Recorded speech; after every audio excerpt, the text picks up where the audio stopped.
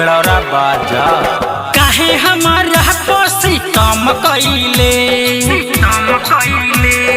जननी ना कैसन मिशन कइले रे काहे हमारा पोसी काम कइले हरे रे जाके दूसरा के गोदी में झूल गइले रे ते झूल गइले ते तो पल भर में हमरा के भूल गइले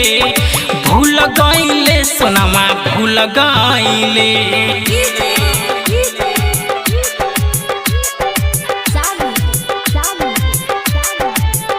ते तो पल भर में हमरा के भूल गइले सोनमा भूल गइले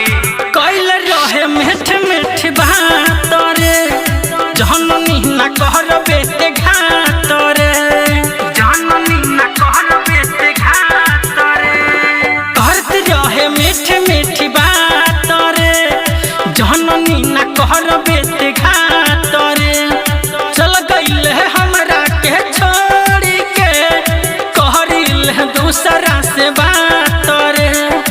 एक नाही दू चार गो कइले भेद तोर साखी बताइले रे एक नाही दू चार गो कइले रे ते तो प्यार के ऐसा न खून कइले रे ते खून कइले ते तो पल भर में हमरा के भूल गइले पूजवा भूल गइले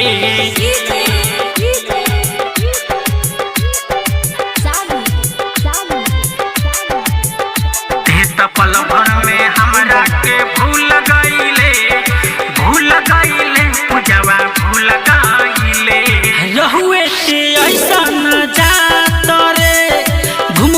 के चरत रहुए घास रे घूम के चरत रहुए घास रे रहुए ते ऐसा न जात रे घूम के चरत रहुए घास रे रहले ते दूसरा के फेरा में कोइले खाली टाइम पास रे बीजा बीस के दिल में आगी लगइले रे बिनोद बेदर्दी तो बड़ा पछतइले रे बीजा बीस के दिल में आगी लगइले हो जाके दूसरा के गोदी में झूल गइले